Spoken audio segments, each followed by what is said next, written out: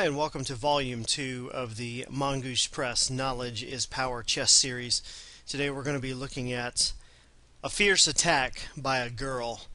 And you've probably heard of this girl before. She is the two-time women's chess champion, Miss Jennifer Shahade. And the game that we're going to be looking at comes from the 1998 World Open in Philadelphia, Pennsylvania, when Jennifer was only 18 years old. And in this game, she plays the white pieces in a Najdorf Sicilian, and she conducts a ferocious attack against the black king, and really shows the power of being able to play like a girl. And I know that a lot of times you hear playing like a girl, and that's taken as an insult, but I have a feeling after you watch this game, you'll think differently. Also, I wanted to mention, in her publication, Play Like a Girl, which is where this position game is taken from, that book features 322 lethal attacks, all conducted by female players, sometimes against very prominent male chess players as their victims. But these queens of the chessboard, they know how to play, and they know how to conduct an attack, just like we're about to look at in this game. So, Jennifer's opponent is Mr. Albert Chow, and he's playing the black pieces. Jennifer has white. She starts the game with 1e4, and he responds with 1c5. This is the Sicilian defense. And the Sicilian defense, from move 1, really seeks to create an imbalanced position on the board, and it prevents white from forming a pawn duo at e4 and d4, at the same time making the position asymmetrical. Because of the imbalanced nature of the Sicilian, this often enables black to play for winning chances, usually on the queen side. And white, in exchange, gets a strong kingside attack, which he'll end up, usually the game will end up mating the black king, or the attack energy will dissipate and it'll go into a favorable endgame for black. Draws are not nearly as prominent in the Sicilian as they are in other popular openings. Knight f3, preparing to thrust the pawn to d4. Pawn d6, d4, c takes d4, knight takes d4. This is the very popular open Sicilian. White has a knight aggressively placed on the 4th rank. So Jennifer has willingly given up center pawn in exchange for this aggressively placed piece, with the hope of utilizing this knight for a kingside attack. Knight f6, knight c3, pawn to a6. This is the razor-sharp Najdorf variation. And with pawn f4, the very talented Miss Shahade is already applying some kingside pressure, threatening to play e5 and open up the center. But she's got to do a little bit more development before she's ready for that. Queen c7. Knight back to f3. Now, since the queen is placed on c7, white opts to move this knight away from the g1 a7 diagonal. White is actually preparing for an e5 thrust, and this knight's going to help support it. But also, Jennifer certainly doesn't want to be caught in a pin after castling. For example, after white castles, having a knight on d4 would be very inconvenient if black were to play queen to c5, pinning the knight to the king. So this move has a couple of purposes, and generally speaking, in a game of chess, when a move has more than one purpose, you can almost rest assured that it is a good move. Okay, knight bd7, bishop d3, pawn to g6, castle, bishop g7, queen e1.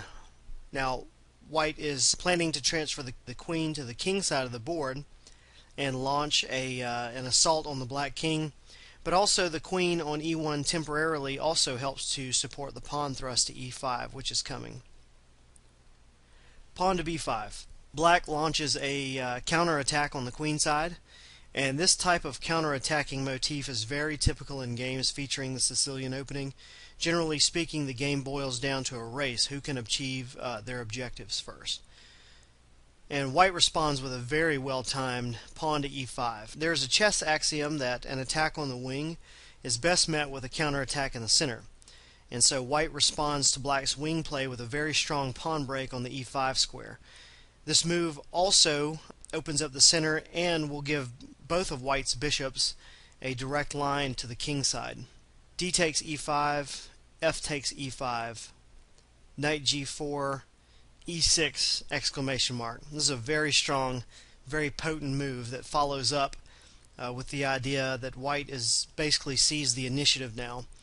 This pawn move damages black's king safety, and all the while all of white's pieces are participating in the assault except for the a1 rook. Meanwhile, black has rooks, a light squared bishop, and an awkwardly placed knight on g4 that are not really participating too much into the game. Black plays f takes e6, and white follows up with queen h4, and the queen storms onto the king side with tempo. Black plays knight df6, and Miss Shahade plays knight e4, just piling on the kingside pressure here. So instead of continuing with his queenside plans, black is forced to start taking some countermeasures on the king side because of Miss Shahade's aggressive play. Alright, black castles, and white plays knight to g5. Pawn to h6. Knight takes f6, check. Knight takes f6. Knight back to e4. Queen b6 check, and king h1. Now, here's why the Sicilian is maddening. It always seems like black should get overrun, but black always has amazing resources for defense.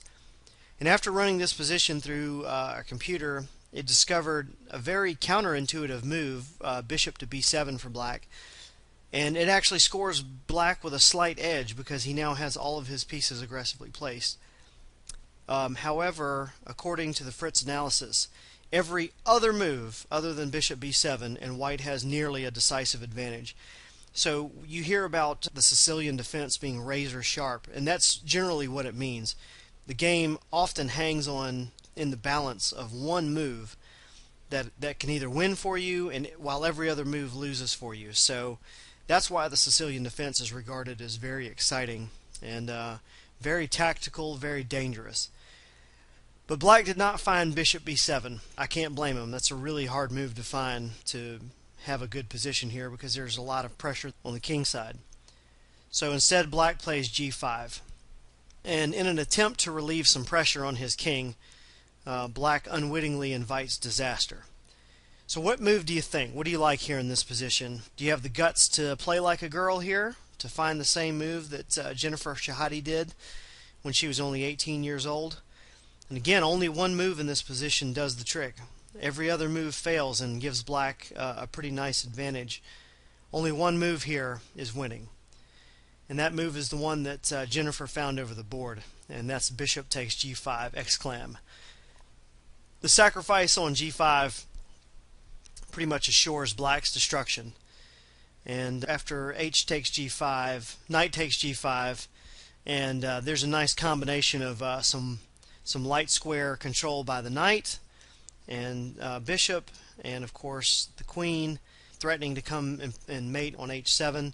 So of course in this position white is threatening to play rook takes f6, and all kinds of bad things are going to follow for black. So let's take a look at the rest of the game. Rook d8, black sees the trouble coming.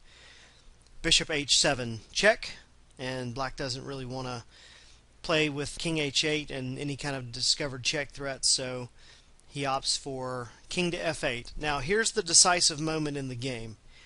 See if you can find the winning move in this particular position, just like Jennifer Shahade had to find over the board during a very exciting and high-stress game.